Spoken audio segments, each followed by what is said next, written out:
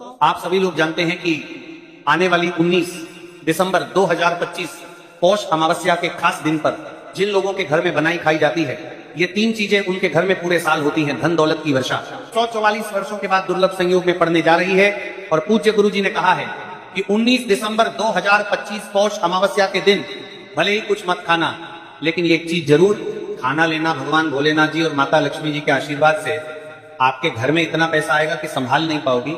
साथ ही हम आपको यहां भी बताएंगे कि हाँ कुछ भी हो जाए, लेकिन 19 दिसंबर अमावस्या पर ऐसा भोजन घर में भूलकर भी मत बनाना, और ना ही उसे खाना पूरा घर परिवार बर्बाद हो जाएगा। साथ ही भक्तों, इस वीडियो में जानिए 19 दिसंबर पौष अमावस्या पर ऐसा क्या खाना चाहिए जिससे कि आपके जीवन में भगवान भोलेनाथ की कृपा प्राप्त हो। साथ ही इस वीडियो में हो रहा हम आपको यह भी बताएंगे कि 19 दिसंबर पौष अमावस्या पर भूल कर भी ये 4 काम कभी मत करना, नहीं तो बर्बाद होते देर नहीं लगेगी। साथ ही भक्तों, पौष अमावस्या पर आपको ये 7 काम कभी नहीं करने चाहिए। जो भी माताएं बहनें अमावस्या के दिन इन 7 कामों को करती हैं तो उसकी जिंदगी बर्बाद हो जाती है, उसके घर में कंगाली छा जाती है, और जिस घर में भी ये 7 कार्य होते हैं, माता लक्ष्मी ऐसे घर से हमेशा के लिए चली जाती है। भक्तों, साथ में हम आपको यह भी बताएंगे कि 19 दिसंबर पौष अमावस्या के दिन अगर आप इन चीजों का दान कर देते हो तो आपके घर में कभी धन की कमी नहीं होगी, हमेशा ही रुपया पैसा आपके घर में आएगा। तो मनासंघ हम आपको ऐसी ज्ञानवर्धक जानकारी बताने का आपसे कोई पैसा नहीं लेते, बिल्कुल फ्री में जानकारी उपलब्ध कराते हैं।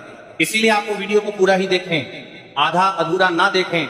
कई लोग होते हैं जो वीडियो को काट काट कर देखते हैं, बीच बीच से देखते हैं, और फिर ऐसे व्यक्ति को जीवन में कभी सफलता हासिल भी नहीं हो सकती। इसलिए वीडियो को आधा अधूरा छोड़कर ना जाए, आप वीडियो को पूरा ही देखा करें। चलिए भक्तों, अब हम जान लेते हैं कि 19 दिसंबर अमावस्या के दिन कौन सी चीज जरूर ही खाने के लिए लेना चाहिए, फिर आपको करोड़पति बनने से विधाता यह नहीं रोक पाएगा। भक्तों, क्योंकि भक्तों 144 वर्षों के बाद पौष अमावस्या ऐसे शुभ समय में पड़ने जा रही है, और पौष अमावस्या हिंदू धर्म के लोगों के लिए सबसे श्रेष्ठ मानी जाती है। और भक्तों, इस दिन किया गया कोई भी उपाय कभी भी निष्फल नहीं जाता, बेकार नहीं जाता, मतलब हमेशा लाभ ही लाभ प्रदान करवाता है। चलिए भक्तों, सबसे पहले हम आपको अमावस्या की थोड़ी सी जानकारी दे देते भक्तों, इस बार 2025 में पौष अमावस्या को लेकर लोगों के मन में कंफ्यूजन की स्थिति बनी हुई है कि यह व्रत किस दिन रखा जाएगा। 19 जानकारी दे देते हैं। दिसंबर कैसे किया जाएगा, शुभ मुहूर्त क्या रहेगा, इस दिन क्या खाना है और क्या नहीं खाना है, इस वीडियो में हम आपका सारा कंफ्यूजन दूर कर देंगे। बस आपको संपूर्ण जानकारी के लिए इस वीडियो को पूरा देखना होगा। और भी बहुत सारे लोगों के प्रश्न आ रहे हैं कि पौष अमावस्या पर हम पवित्र नदियों में स्नान नहीं कर सकते तो क्या करें, पहली बार ये व्रत कर सकते हैं या नहीं। इन सभी प्रश्नों के उत्तर आज हम इस वीडियो में जानेंगे, और ये भी बताएंगे कि वो कौन सी चीज है जो हमें 19 दिसंबर अमावस्या के दिन जरूर ही खा लेनी चाहिए। अगर आप ये चीज अमावस्या के दिन जय खा लेते हो तो आपको धनवान बनने से विधाता भी रोक नहीं पाएंगे। 7 कार्य ही भक्तों पौष अमावस्या है, और पौष अमावस्या की रात तुलसी में एक चीज जरूर बांध देना चाहिए। अगर आप पौष अमावस्या के दिन तुलसी में यह खास चीज बांध देते हो तो माता लक्ष्मी जी की कृपा से आपके जीवन में जो गरीबी है वह सब दूर हो जाएगी। प्रत्येक वर्ष वैशाख मास के कृष्ण पक्ष की अमावस्या तिथि को पौष अमावस्या का पावन पर्व मनाया जाता है। वर्ष 2025 में यह पर्व 19 दिसंबर गुरुवार को मनाया जाएगा। इस दिन श्रद्धालु पवित्र नदियों में स्नान करते हैं और दान पुण्य आदि करते हैं। इस अवसर पर पितरों के तर्पण, पिंड दान और श्राद्ध जैसे कर्म भी किए जाते हैं। पौष अमावस्या के दिन संगम में स्नान और दान करने का विशेष में इस समय स्तर पर को बीज वारण इस सर्व पितरों में दान करने का विशेष में फत होता है, जिससे भगवान विष्णु की कृपा प्राप्त होती है। इस साल अमावस्या के दौरान इस दिन का महत्व और भी बढ़ गया है, क्योंकि ऐसा शुभ दिन देवनी एकादशी के दिन पड़ रहा है। धार्मिक परंपरा के अनुसार इस दिन पितरों के लिए दीपक जलाने का विधान है। पितरों के लिए दीपक जलाना धार्मिक रूप से अत्यंत शुभ माना गया है। यह कर्म उनकी आत्मा की शांति के लिए आवश्यक होता है और वंशजों को उनके आशीर्वाद की प्राप्ति होती है। भक्तों, चलिए सबसे पहले हम आपको बता देते हैं कि पौष अमावस्या की सही डेट टाइम क्या है, फिर हम आपको बारी बारी से सभी जानकारी बताते हुए चलेंगे, और यह भी बताएंगे कि वो कौन सी चीज है जो हमें पौष अमावस्या के दिन जरूर ही खा लेनी चाहिए। और भक्तों, साथ में हम आपको बताएंगे कि पौष अमावस्या के दिन एक चीज भूलकर भी नहीं खानी चाहिए। अगर आप ये हर चीज मार्गशीर्ष अमावस्या के दिन भूलकर भी खा लेते हो तो आपके घर में मृत्यु भी हो सकती है। तो ऐसा गलत काम भूलकर भी मत करना, और अनर्थ होने से पहले वीडियो को आप पूरा जरूर देखकर जाना। बहुत ही खास और ज्ञानवर्धक वीडियो है। तो चलिए भक्तों, जानते हैं पौष अमावस्या की सही डेट टाइम और शुभ मुहूर्त के बारे में। चलिए जान लेते हैं। हिंदू पंचांग के अनुसार साल 2025 की पौष अमावस्या 19 दिसंबर को मनाई जाएगी। यह महीने को चला करके करीबार नाथ जी ही अमावस्या होगी। वैदिक पंचांग के अनुसार इस साल माह की पौष अमावस्या तिथि की शुरुआत 19 दिसंबर 2025 की रात 7:56 पर होगी और इस तिथि का समापन 19 दिसंबर 2025 को शाम होगी 47 पर होगा। ऐसे में उदया तिथि को देखते हुए पौष अमावस्या 19 दिसंबर गुरुवार को मनाई जाएगी और पौष अमावस्या का व्रत और पूजा 19 दिसंबर को ही होगी। अमावस्या के दिन ब्रह्म मुहूर्त में स्नान और दान करना अत्यंत शुभ माना जाता है। इस दिन गंगा, यमुना और सरस्वती नदी के संगम में देवताओं का वास होता है, इसलिए मोहिनी अमावस्या पर इन पवित्र नदियों के जल से स्नान किया जाता है। इस दिन जरूरतमंदों को दान करने से व्यक्ति को शुभ फलों की प्राप्ति होती है, साथ ही भगवान विष्णु की कृपा भी होती है। वीडियो में आगे की जानकारी बताने से पहले अभी तक कमेंट बॉक्स में जय माता लक्ष्मी नहीं लिखे तो जय माता लक्ष्मी बात है, तो मेरे माता लक्ष्मी लिखे तो जय माता लक्ष्मी बात है। वीडियो में बॉक्स पहले 50 से नहीं बाती है, शमी जरूर लिखना। जब आप हमारे कमेंट बॉक्स में जय माता लक्ष्मी लिखते हैं तो हमें काफी अच्छा लगता है और आप हमारी वीडियो को लाइक करते हैं तो हमारा मनोबल बढ़ता है, जिससे कि अच्छी अच्छी जानकारी होती है, आप सभी लोगों के लिए लेकर के आते हैं। चलिए भक्तों, अब हम आपका ज्यादा समय बर्बाद ना करते हुए जान लेते हैं कि देवधनी एकादशी के दिन किन चीजों का दान जरूर करना चाहिए, क्योंकि अमावस्या के दिन किया जाने वाला दान से भी बड़ा दान माना जाता है। चलिए भक्तों, अब हम जान लेते हैं कि पौष अमावस्या के दिन किन चीजों का दान हमें जरूर करना चाहिए। तो भक्तों, पहली चीज है चावल का दान। धार्मिक मान्यता के अनुसार पौष अमावस्या के दिन चावल का दान विशेष रूप से शुभ माना जाता है। चावल अन्न का रूप होता है और यह मान्यता है कि चावल का दान करने से घर में समृद्धि आती है और जो व्यक्ति दान करता है वो अपने जीवन में धन की कमी से मुक्त हो जाता है। इसके अलावा चावल का दान करने से पुण्य की प्राप्ति होती है और यह पापों का नाश करने में भी सहायक माना जाता है। धार्मिक दृष्टि से चावल का दान एक प्रकार से ईश्वर की सेवा करना है और यह व्यक्ति के जीवन में सकारात्मक बदलाव लाकर बाकी मिलाकर के उसका दिखाता है। एक दान करने से की तरफ से आरात्मक बदलाव सकता है। चावल का दान विशेष रूप से उन परियों बहुमत का लोगों को करना चाहिए जो अन्न की कमी महसूस करते हैं। भक्तों, दूसरी चीज है सफेद तिल का दान। पौष अमावस्या के दिन सफेद तिल का दान करना भी एक महत्वपूर्ण धार्मिक कार्य माना जाता है। तिल का दान करना एक बहुत पुरानी परंपरा है और विशेष रूप से यह दिन तिल दान के लिए उपयुक्त माना जाता है। सफेद तिल का दान करने से व्यक्ति को भगवान विष्णु की कृपा प्राप्त होती है। ऐसा कहा जाता है कि दर्ज भगवान विष्णु सफेद तिल से प्रसन्न होते हैं और जो लोग तिल का दान करते हैं उनके जीवन में भगवान की कृपा बनी रहती है। सफेद तिल को दान करने से शारीरिक और मानसिक रूप से भी शांति मिलती है, साथ ही यह पापों के नाश और पुण्य की प्राप्ति में सहायक होता है। तिल के दान से विशेष रूप से जीवन में सुख, शांति, समृद्धि और आंतरिक संतोष की भावना उत्पन्न होती है। इसके अलावा तिल का दान किसी अन्य व्यक्ति को भी स्वास्थ्य लाभ और समृद्धि की दिशा में मदद करता है। और तो तीसरी चीज है आंवला का दान।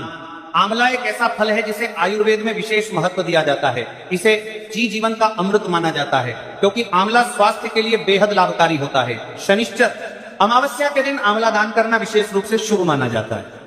इसके बारे में धार्मिक मान्यता है कि अगर किसी को पैसों की तंगी हो या आर्थिक समस्याएं चल रही हो तो आंवला दान करने से इन समस्याओं से मुक्ति मिल सकती है। आंवला दान करने से व्यक्ति उनको किसी करती ओर का रहता है, आर्थिक समस्याओं को हरतल है कि जीवन में भगवान विष्णु की कृपा बरसती है और आर्थिक संकट दूर हो जाते हैं।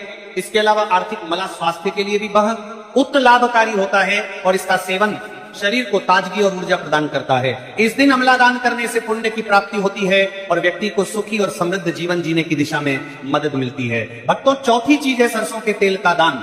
अमावस्या के भक्तों दिन सरसों के तेल का दान भी एक महत्वपूर्ण कार्य माना जाता है। इसे विशेष रूप से पितरों की कृपा प्राप्त करने और क्षण दोष से मुक्ति पाने के लिए किया जाता है। धार्मिक मान्यता के अनुसार सरसों के तेल का दान करने से पितरों की आत्मा को शांति मिलती है और परिवार में सुख समृद्धि का वास होता है। इसके अलावा क्षण दोष के प्रभाव से भी राहत मिलती है। यह माना जाता है कि यदि किसी व्यक्ति के जीवन में शनि का दोष है तो सरसों के तेल का दान करने से शनि की प्रतिकूल प्रभावों से मुक्ति मिलती है और जीवन में सकारात्मक बदलाव आता है। इसके साथ ही सरसों के तेल का दान करने से व्यक्ति के जीवन में सुख, शांति और समृद्धि का वास होता है। सरसों के तेल का दान विशेष रूप से उन लोगों के लिए लाभकारी होता है जिनकी कुंडली में शनि ग्रह का प्रकोप हो। इस दान से शनि के प्रभाव को शांति मिलती है और जीवन में बाधाओं का नाश होता है।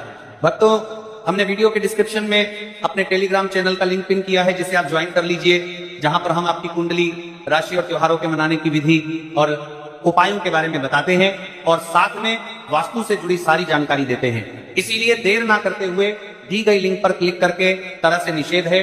धार्मिक दृष्टि से मांसाहार का सेवन न केवल शारीरिक दृष्टि से आपत्तिजनक माना जाता है, बल्कि ये आपके आध्यात्मिक उन्नति में भी रुकावट डालता है। मांसाहार से शरीर में तामसिक गुण बढ़ते हैं, जो मानसिक शांति और संतुलन को प्रभावित करते हैं। हमारा करते हैं वह सर का सर। अरे शास्त्र रो में यह कहा गया है कि मांसाहार से शरीर और मन में राजस और तामसिक गुण बढ़ते हैं, जो भक्ति के मार्ग में बाधा उत्पन्न करते हैं। इसलिए इस दिन मांसाहार, अंडे, मछली, मुर्गा या किसी भी प्रकार के मांस का सेवन नहीं करना चाहिए। आपको इस दिन शुद्ध और सात्विक भोजन करना चाहिए, जैसे ताजे फल, दाल, चपाती, खिचड़ी आदि, जो आपके शरीर और मन दोनों को शुद्ध रखते हैं। यह व्रत के उद्देश्य के साथ पूरी तरह से मेल खाता है और भगवान विष्णु की कृपा प्राप्त करने में मदद करता है। भक्तों, अब हम बात करते हैं दूसरी चीज की जो इस दिन वर्जित है। खट्टे पदार्थ, खट्टे भोजन जैसे आम, इमली, दही और खट्टे फल आदि का सेवन इस दिन नहीं करना चाहिए। धार्मिक दृष्टि से खट्टा भोजन तामसिक गुणों को बढ़ाता है, जो आंशिक स्थिति पर नकारात्मक प्रभाव डालता है। खट्टे पदार्थों से शरीर में नकारात्मक ऊर्जा का संचय होता है, जो आपके व्रत के उद्देश्य के खिलाफ होता है। जब आप खट्टे पदार्थों का सेवन करते हैं तो यह आपके मन को चंचल और अशांत बना सकता है, जिससे पूजा और भक्ति में विघ्न उत्पन्न हो सकता है। इसके अलावा खट्टा भोजन शरीर के ऊर्जा स्तर को भी असंतुलित कर सकता है, इसलिए इस दिन खट्टे भोजन कर सकता है। इसलिए आपके मन को चंचल ऊर्जा स्तर को भी असंतुलित कर सकता है, इसलिए पदार्थों से बचना चाहिए। यदि आपको कुछ ताजगी और स्वाद चाहिए तो आप हल्के मीठे फल जैसे केला, सेब या नारियल का सेवन कर सकते हैं। ये फल न केवल स्वादिष्ट होते हैं, बल्कि आपके शरीर और मन को भी शांति प्रदान करते हैं। भक्तों, तीसरी और महत्वपूर्ण चीज जिसको इस दिन से दूर रखना चाहिए वह नशे से संबंधित पदार्थ। पौष अमावस्या के दिन शराब, तंबाकू, गुटखा, मादक द्रव्यों आदि का सेवन करने से बचना चाहिए। ये नशे के पदार्थ मानसिक और शारीरिक स्वास्थ्य के लिए हानिकारक होते हैं और व्रत के पवित्र उद्देश्य को भी बदरशारी बिगाड़ सकते हैं। धार्मिक दृष्टि से नशे के पदार्थों से शरीर और मन में अशुद्धि करते रहेगा और बढ़ता परिवार की आदि का सेवन करना चाहिए। आदि का सेवन करने से बचना चाहिए और बढ़ता परिवार की आदि का सेवन करने से बचनाती है, जो आपके व्रत और भक्ति की शक्ति को नष्ट कर सकती है। हमारे शास्त्रों में यह स्पष्ट रूप से कहा गया है कि नशे का सेवन करने से भक्ति की शुद्धता और निष्कलंकता प्रभावित होती है। नशे के कारण मानसिक स्थिति विकृत हो सकती है, जिससे आपकी पूजा और व्रत का प्रभाव कम हो जाता है। इसलिए इस दिन किसी भी प्रकार के नशे से बचना चाहिए, ताकि आपकी भक्ति शुद्ध और निष्कलंक रहे। नशे से बचकर आप अपने मन और शरीर को शुद्ध कर सकते हैं और भगवान विष्णु की कृपा प्राप्त कर सकते हैं। अब हम बात करते हैं चौथी चीज, जो है शक्कर और मिठाई के सेवन की। इस दिन अत्यधिक मीठा और शक्कर युक्त पदार्थों का सेवन नहीं करना चाहिए। शक्कर का अत्यधिक से सेवन शरीर में राजस्व और तामसिक गुणों को बढ़ाता है, जो व्रत के उद्देश्य के खिलाफ होता है। या मिठाई खाते हैं तो यह आपकी मानसिक स्थिति को प्रभावित कर सकता है और वृत्ति को संतुलित रखने में कठिनाई पैदा कर सकता है। हालांकि इस दिन हल्के मीठे फल जैसे केला, सेब और नारियल आदि का सेवन किया जा सकता है, जो शरीर के लिए लाभकारी होते हैं और मानसिक शांति बनाए रखते हैं। लेकिन अत्यधिक शक्कर और मिठाई का सेवन करने से बचना चाहिए, क्योंकि ये व्रत के उद्देश्य से मेल नहीं खाता। मीठे पदार्थों के बजाय ताजे फल और हल्का सात्विक भोजन खाकर आप अपनी भक्ति को शुद्ध और स्थिर रख सकते हैं। भक्तों, पांचवा और अंतिम आठवां के बजाय के बाद पर बीच आठ के पांचवा के पात्र पर, देश से पांचवा के पात्र पर बत्ती है। बत्ती के महत्वपूर्ण चीज है प्याज और लहसुन का सेवन। देवोटनी एकादशी के दिन प्याज और लहसुन का सेवन नहीं करना चाहिए। शास्त्रों में इन्हें तामसिक गुणों से भरपूर माना गया है, जो आपके मानसिक संतुलन को प्रभावित कर सकते हैं। प्याज और लहसुन का सेवन करने से व्यक्ति के आहार में असंतुलन आता है और भक्ति में विघ्न उत्पन्न हो सकता है। प्याज और लहसुन के सेवन से नंदोरी परेमनानी के परेबंदो अशांत हो सकता है और व्यक्ति की मानसिक स्थिति विकृत हो सकती है। इसीलिए इस दिन इन दोनों का सेवन न करना ही उचित होता है। आगे की जानकारी बताने से पहले आपसे एक रिक्वेस्ट करते हैं कि अगर आप इस चैनल पर नए हैं तो चैनल को सब्सक्राइब करके वीडियो को एक लाइक जरूर करें। साथ ही आप अपनी राशि को कमेंट बॉक्स में जरूर डाल दें, क्योंकि हम राशि से जुड़ा भाग्य भी बताते हैं और भाग्य में चल रही परेशानियों को तत्काल दूर करने के लिए आसान से आसान उपाय भी बताते हैं। इसलिए आप अपनी राशि कमेंट बॉक्स में जरूर डाल दें। चलिए भक्तों, अब हम जान लेते हैं कि 19 दिसंबर पौष अमावस्या के दिन भगवान विष्णु को प्रसन्न करने के लिए तुलसी के पौधे में कौन सी चीज जरूर बांध देना चाहिए। व्यक्ति का भाग्य चमक जाता है। अमावस्या के दिन तुलसी के पौधे की पूजा का विशेष महत्व है। इस दिन पूजा करते समय सबसे पहले व्यक्ति को सुबह स्नान आदि से निवृत्त होकर शुद्ध अवस्था में तुलसी के पौधे के पास जाना चाहिए। इसके बाद तुलसी के बांधने का है। नौपी तुलसी का पौधे के पास जाना चाहिए। नौपी पौधे को गंगा जल से स्नान कराना चाहिए। गंगा जल का छिड़काव करने से तुलसी के पौधे की पवित्रता और भी बढ़ जाती है और वातावरण में एक शुद्धता का संचार होता है। इसके बाद तुलसी के पौधे पर हल्दी, रोली और चंदन लगाना चाहिए। भक्तों, अमावस्या के दिन तुलसी के पौधे पर कलावा या मौली धागा बांधने की परंपरा है। कलावा बांधने से भगवान विष्णु और माता लक्ष्मी की कृपा पर प्राप्त होती है। यह परंपरा विशेष रूप से घर के सभी सदस्यों के लिए खुशहाली, अच्छे स्वास्थ्य और समृद्धि की प्राप्ति का संकेत मानी जाती है। कलावा बांधने से परिवार में सुख, शांति और समृद्धि का वास होता है और यह पूरे परिवार के लिए एक सुरक्षा कवच के रूप में कार्य करता है। कलावा को बांधते समय व्यक्ति को विशेष ध्यान रखना चाहिए कि वह इसे श्रद्धा और विश्वास के साथ बांधे। इससे घर में नकारात्मक ऊर्जा का प्रवेश नहीं होता और सकारात्मक ऊर्जा का संचार होता है। साथ ही यह व्यक्ति के जीवन में एक नई ऊर्जा का संचार करता है जो उसके कार्यों में सफलता और समृद्धि लाती है। भक्तों, सर्वपित्त अमावस्या के दिन तुलसी के पास मीठे भोग जैसे गुड़, तिल और फलों का प्रसाद अर्पित करना चाहिए। यह भगवान विष्णु के प्रति श्रद्धा का प्रतीक माना जाता है। गुड़ और तिल का विशेष महत्व है क्योंकि यह भगवान विष्णु के प्रिय पदार्थ है। गुड़ का सेवन शरीर के लिए फायदेमंद होता है और तिल के साथ इसे अर्पित करने से विशेष पुण्य की प्राप्ति होती है। गुड़, तिल और फल अर्पित करने से घर में समृद्धि और धन की वृद्धि होती है।